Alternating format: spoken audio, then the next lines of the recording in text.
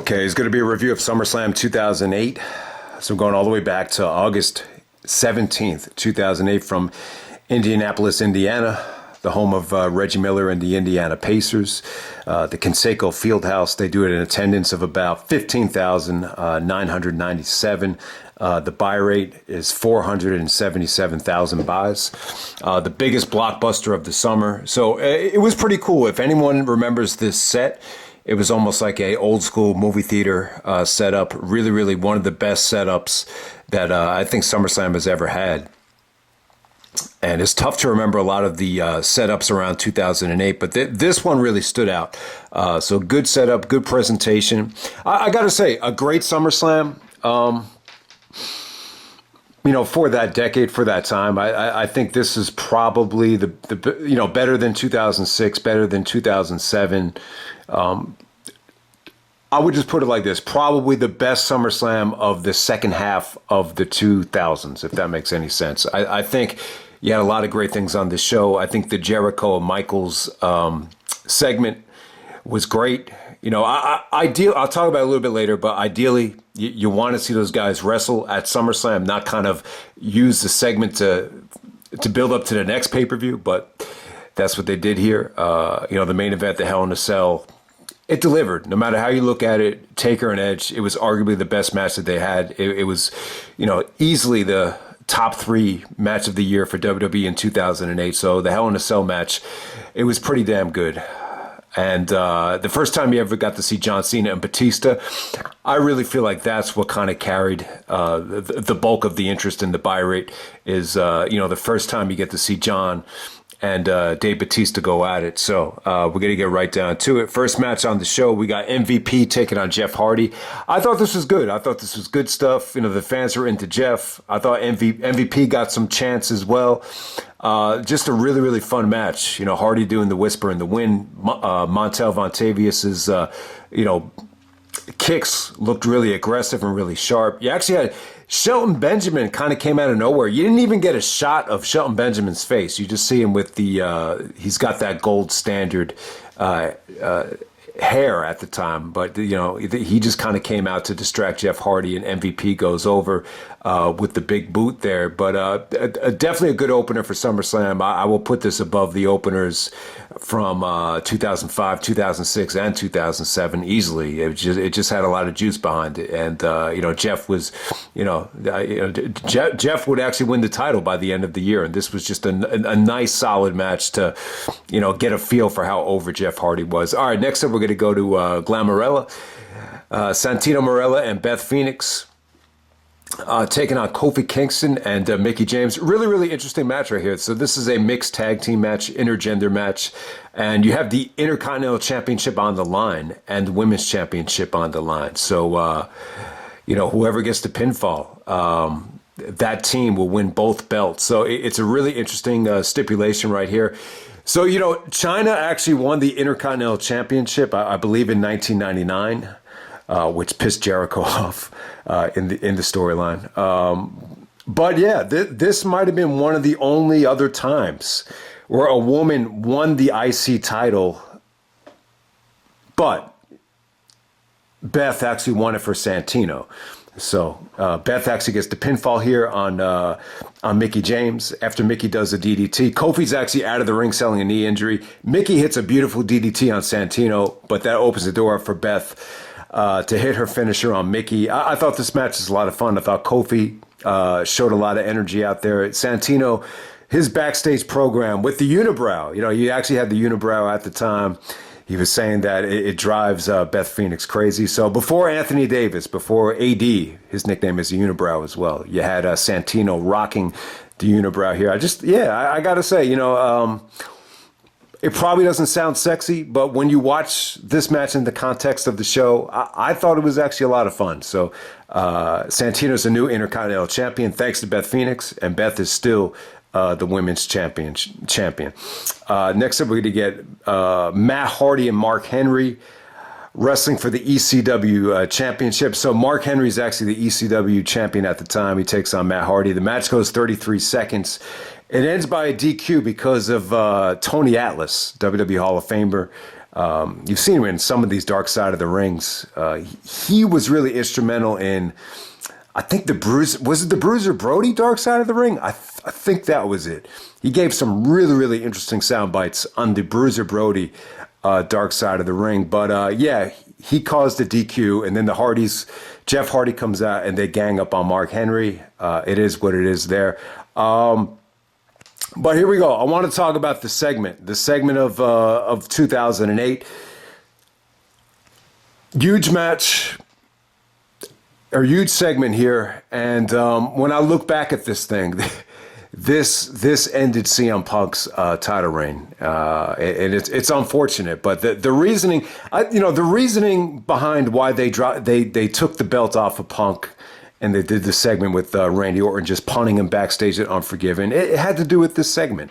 I think Vince was quoted as saying, I think Jericho even talked about this in his book, that Vince just said, all right, damn it, Jericho and Michaels needs the title, and we got to make it happen. Now, ideally, in retrospect, I kind of like True Slayer's idea. If you do Punk and Jericho here, you could do one of two things. You could have Shawn actually screw Jericho. But if you really wanted to give Jericho the belt, maybe this is where you do it. Have Jericho and Punk have their great little match. They gave away that match way too many times in 2008 on free television.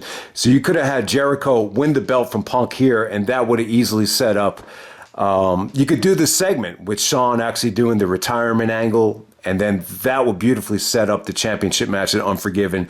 That's where you have your unsanctioned match. But hey, the way they did it, I thought it was pretty cool how they saved the championship match for the ladder match at No Mercy. So who knows if Jericho would have carried the belt that long until No Mercy to have the ladder match with the championship. But the bottom line is, Shawn and Jericho had a great segment here. So Shawn, he's selling an eye injury. And this is not where Shawn's eye got messed up. It was actually against Kane. I think it was at Unforgiven 2004. That's why he has that lazy eye. But at Great American Bash, Jericho, punched Michaels in the eye a couple times, got all bloody. And so Shawn came out with Rebecca, his wife, and was basically saying that because of all the injuries, all the other injuries, the knee injuries, the back injuries, and now this eye injury, he's thinking about retiring, and he's going to call it quits. And then Jericho comes out and he's like, no, I'm not going to let you mix in all your other injuries with this eye injury and then let you go out on your own terms. You're going to go out because of Chris Jericho, and I want you to acknowledge it. So there was some really, really good stuff between Jericho and Michaels. This is, I would definitely say, like in terms of Shawn as a babyface, this is probably, his most authentic, babyface performance. Like he took the promo really seriously, wasn't joking around. If you look at a lot of Shawn's best promos as a heel, a lot of them have a little bit of a comedic twist to it. This is just full-fledged seriousness. And from Jericho as well. He came off like an arrogant heel prick, and it was great. And, Jericho was very forthcoming about how, when he came back on Shawn's documentary, he just said, Shawn's the greatest of all time. So it's well documented that Jericho has no problem admitting that Michaels is the greatest of all time. So you could really, do some interesting stuff here. And, Jericho doesn't mind, Shawn saying stuff to him like, like you tell your wife and you tell your kids that, I will never be as good as Shawn Michaels. You say that back to your kids. And then, they kind of brought the kids into the equation where Jericho's like, I want you to tell your wife and your kids that, you're never going to wrestle again because of me. So it was a really good segment. I don't think I'm really doing it justice. It just had a very, serious tone to it. Just the way the fans reacted to Michaels. Michaels seemed to get more and more over as the program went on. Jericho got, a massive amount of heat. And it was weird, too. Like, it felt like it took a while to sink in. When Michaels turned his back on Jericho actually misses and knocks Rebecca, Shawn Michaels' wife, right in the lip. She has a puffy lip. So I believe Jericho actually talked about how he stiffed her for real, and she was a little bit, puffed up in the lip area because of the hit. And yeah, it got great heat. The way Michaels reacted, he reacted like he really loved his wife, and it was good. It was genuine stuff, man. And it's true. the Michaels Jericho feud. It needed the title. Now, I mean, how come they didn't have a match at SummerSlam? I believe the reasoning was because Michaels was under the impression that if you're doing a monster gimmick match between Taker and Edge in the main event, why would you have another, gimmick match underneath it? So I think that's the reasoning behind it, to save it for Unforgiven. But, I would definitely say, when you're looking at these SummerSlams as a whole, you just say to yourself, man, I think at SummerSlam, you really need to empty the tank. You really need to, go all out with this card. But, it's just bad timing, just the way everything timed out here. You just had, you had you had a double main event, featuring no championship on the line in the double main event here. So, it's just the way it played out. It's just like, man, maybe you could have done this thing on Raw, but, the way it was done, it actually, it just rang a bell in Vince's head that, this is so good that it needs the championship. I guess Punk is the kind of guy, like, he's lucky to even be champion at the time, so let's just take it from him. All right, so from there we get CM Punk taking on John Bradshaw Layfield. I thought the match was good. I thought this was good stuff. Punk looked really... I will say this about Punk. Like, at the time, like, he doesn't look like he's frustrated. He doesn't look like he's lacking confidence. He looks like he's in the middle of just a great opportunity with being champion. And I thought he had some great lines against JBL here in this feud. JBL, even before this feud took place, he said that Punk was boring because he didn't drink and he didn't, he was, straight edge. He said, you call that straight edge, I call it boring. So you had some really, really good lines there with the whiskey. Punk was like, if I drink this, does that make me, does that mean that I'm on your playing field? So Punk basically said, I love this line from Punk because he basically said, sometimes it's what you don't do that makes you who you are. And he actually, just kind of, poured the whiskey right in and threw it in Bradshaw's face. So you had some really, really good build up here. I thought the match was good. I thought Punk looked motivated. I thought he looked sharp. I thought he looked like he was on top of his game. I think at this time, Punk just looked more seasoned and more explosive than he does in the ring right now. Believe it or not. But, Bradshaw at the time, he's just carrying a lot of weight. The luxury of bringing Bradshaw back is that you could have him, job to guys like Punk, guys that really are trying to make a name for themselves. So, in a lot of ways, just having a guy as decorated as JBL, lose clean to Punk. I thought it actually did a lot for Punk, at that time. I mean, it's going on in the middle of the show, so that kind of sucks. But at the time, it felt like a great opportunity for Punk. It didn't feel like a total waste of time, and I just thought the match was really, really good. There was one, part of the match which looked really bad though. Punk actually does that, drop kick where he's kind of leaning to the side. And when Bradshaw comes down, his head actually lands on Punk's head, and then Punk was oozing out blood from the back. But ultimately, Punk actually hits to go to sleep.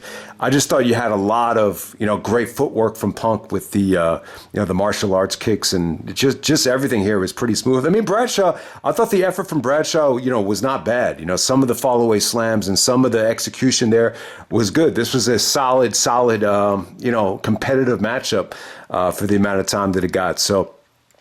So yeah, I think one of the things you notice about this SummerSlam is that the challengers for the title, they're not very convincing. It feels like filler. JBL and the Great Khali. It doesn't sound very sexy on paper.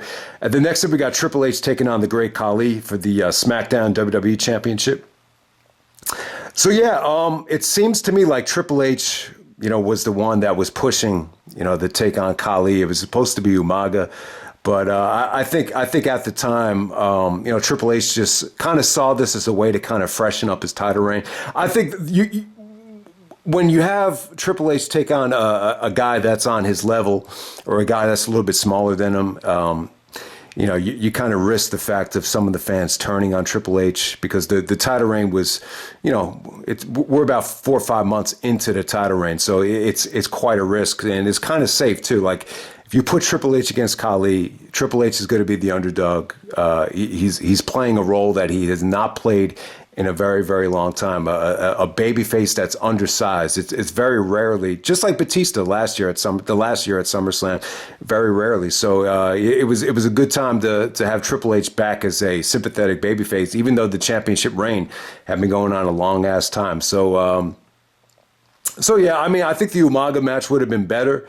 But I think maybe he just thought it was a challenge to have a great match with Khali. The reception wasn't great. I mean, the reception was that it was okay. It wasn't any better than the Cena match or some of the other matches. But at the time, Khali started using this vice grip where he just took both palms and was trying to squeeze Triple H's brain.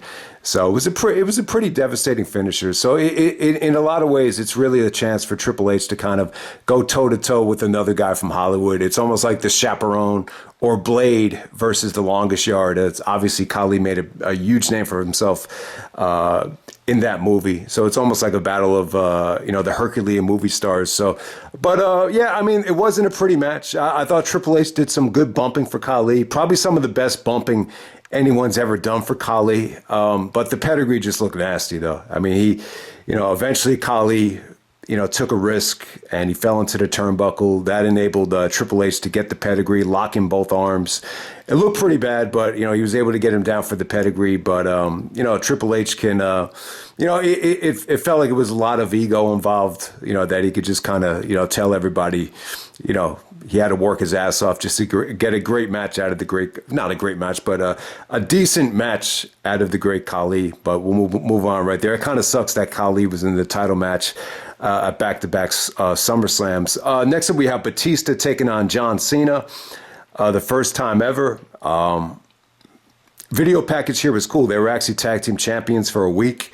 Their first title defense, though, I think there was miscommunication and they ended up botching the finish, and that caused the split right there. But ultimately, it was more about WrestleMania 21. Both guys won the belt on the same show, and for some reason, Cena said that he was bothered by the fact that Batista stole the show at WrestleMania 23, the same night he wrestled Shawn Michaels.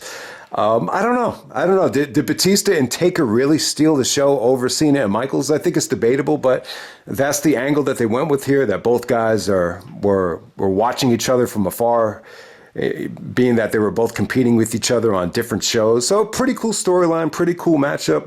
This is, Randy Orton and Brock Lesnar were able to have their own names in OVW, but Batista and Cena, they went by different names. So it's like Leviathan and Prototype, meeting in the WWE for the first time. So it's a pretty cool match. I thought the match was great. I think Batista and Cena matches, they were usually always strong. So they had this little match right here. And then they had the trilogy in 2010. This is probably their best match. I thought the crowd was great for it. Batista was clearly the more over guy, but once again, you got a great atmosphere and a great mixed reaction from Cena. I thought you had some good submission work here with Cena actually doing a leg screw to Batista's knee and softened it up with the STFU. I thought that was a good submission, good drama with the rope break. Batista takes a page out of Samoa Joe's playbook with the rear naked choke. So that was a good submission. But yeah, I mean, the match was fun. Once this got going, there was some breathtaking near falls. I think anytime Cena was able to get Batista up for the FU, it looked really, really good. I mean, Batista's really one of the, biggest guys, Cena's ever got up. I mean, he's not as big as the Big Show, but, he's carrying a lot of muscle. It just looked like, Cena was, FUing just a rock every time Batista, took that bump. It didn't look like it. It didn't look like it felt good either. Anytime Batista took the FU, but yeah, probably the highlight of the match is when Cena went for that vintage leg drop off the top rope. Batista countered that into the Batista bomb, and yeah, that was a breathtaking near fall, breathtaking bump. I think a lot of people thought that was over. That was probably at least one of the highlights of the night. I know Taker and Edge had a lot of great highlights, but That's one of the more famous bumps from this show. So Cena kicks out of that, the crowd explodes, and it just pisses Batista off, and then he hits another Batista bomb for the finish. So yeah, Batista goes over Cena. This kind of continues the trend of Cena being a team player and taking a back seat in 2008. But yeah, the interesting thing about this match is I believe Cena had to get neck surgery after it was over, and he wouldn't come back until Survivor Series. So yeah, it's kind of weird. And maybe this is where that Kurt Angle, miracle surgery paid off. Because at this time, Cena didn't have his neck fused. He had it scoped, which is a lot healthier. Angle has said this time and time again, anytime you fuse your neck, you're stretching out the other vertebrae in the neck, and then you have to get more surgery. So maybe that whole Kurt Angle neck surgery thing was a blessing in disguise, for some of the younger guys that didn't have to, get the neck surgery until after the fusion became passé. So Cena was back in no time, and you don't really hear about, Cena having lingering neck problems. So I'm curious, though. I'm curious if that Batista bomb, softened up Cena's neck, or does Cena already have some neck injuries at the time? I guess we'll never know. But it's funny, Cena and Edge, took off the same amount of time from SummerSlam, and they both returned at Survivor Series. And then the main event, we have the Hell in a Cell. We got Undertaker and Edge. This is the fifth match of their Quinn trilogy in 2008. I think by this time, you could definitely argue that the match was a little bit repetitive. You could argue that it hadn't aged that well. You could argue that, it was very TLC driven. They had just done a TLC match. But yeah, I think in a lot of ways, this is probably their best work together. I think the problem with this is, number one, it feels a little bit repetitive. And number two, there's no championship on the line. There's no streak on the line. So I think in a lot of ways, the WrestleMania match, felt a little bit more important to this. I think at a certain point in this match, you just knew there was going to be some over-the-top bump. So that kind of hurt a lot of the near falls. Like whenever there was a spear, whenever there was a last ride, when you see those tables lined up outside the ring, you just know, all right, that can't be the finish if we didn't go through the table yet. So I think the match had a little bit of that going on here. But yeah, it's actually JR and Taz that actually call the match. The funny thing is Foley, I think Foley gave his notice. I think him and Vince just kind of realized that him doing color commentary for SmackDown just wasn't working. So he goes out with a bang. He basically puts over Edge in an angle. Edge thought Foley could get him ready for Hell in a Cell, and Foley cut an awesome promo about how the only one that can help Edge is actually Edge. He's like, you need to find the Edge that made me say you were the best in WWE. And when Foley said that, you could see tears in Edge's eyes. So, Foley can do that. He could bring out the best in Edge, and then Edge just goes like, I understand. And he takes a microphone, just clocks Foley and just destroys Foley. And, the last time you see Foley is Foley ends up in TNA the very next year in 2009. So yeah, JR and Taz actually call the main event here. So the reason why Undertaker is brought back here, Vicky Guerrero was a little bit upset. I think Edge actually cheated on her with Alicia Fox, that really hot black girl. You remember they actually made out. I think it was at the Great American Bash or leading up to the Great American Bash. So Vicky decided to bring back the Undertaker. Vicky Guerrero, and that pissed Edge off, and it was really cool, man. I think the highlight of this whole video package is Edge just kind of teasing Vicky. Vicky's actually in a wheelchair at the time, and he's just doing these weird facial expressions and just mocking her for bringing back Taker, and actually like flips her over in the wheelchair. So Edge was really, really good. This was some of the best heel work, I think, of Edge's career. I think the match, it delivered. I mean, it was over the top, but you saw some really, really cool things. Edge actually spearing Taker out of the cell, so the cell actually breaks. Shades of No Way Out 2000, but I think this worked even better than that. I mean, they didn't go up on top of the cell, but they actually did break the cell. So that's pretty cool. I didn't even think about them maybe even going on top, but yeah, I mean, lots of over the top bumps.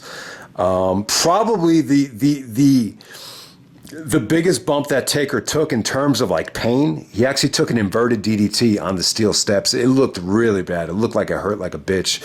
But yeah, that was really devastating. You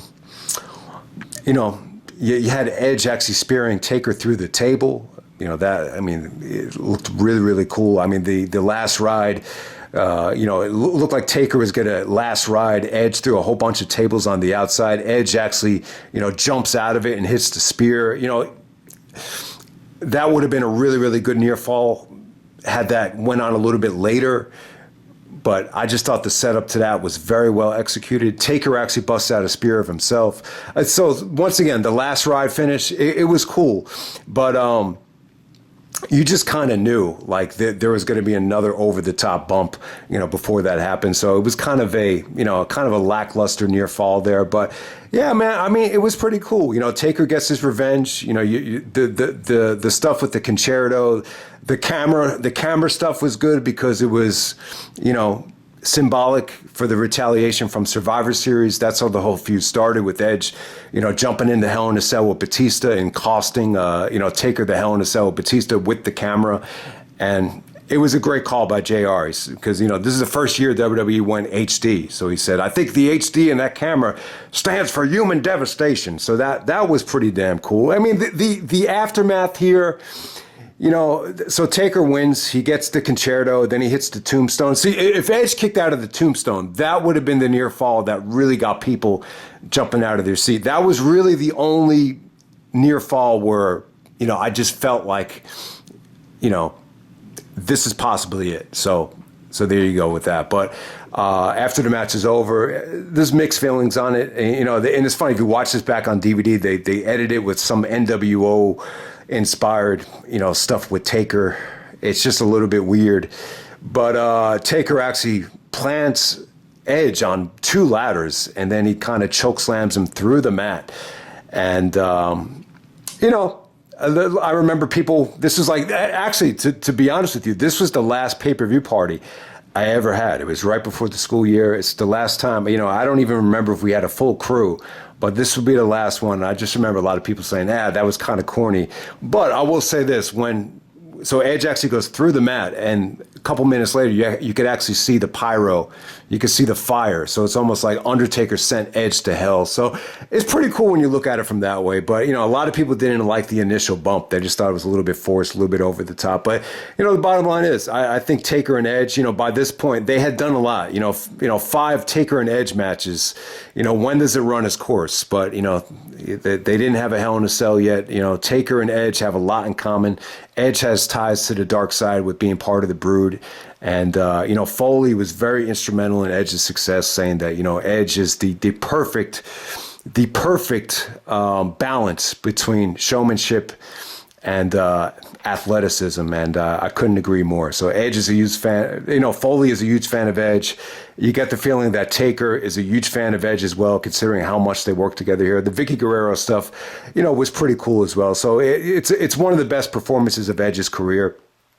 So yeah, I think the Taker Edge program, I think Jericho and Michaels gets a lot more love because of the promos and especially this segment as well, where Vince actually decided that it's so good that it needs the championship. But I think Taker and Edge, the work they did in the ring, it shouldn't go ignored. Obviously, I think it's definitely, one of the highlights of 2008 by far. But I'll tell you, man, when Edge came back and won the championship at Survivor Series, it wasn't even the Money in the Bank. I think, was it Vicky? I can't even remember. But just the way when Edge came back, it was Triple H and Kozlov. And then all of a sudden, Edge was just entered into the match at the last second to make it a triple threat. That felt like a Money in the Bank, but I definitely don't think it was.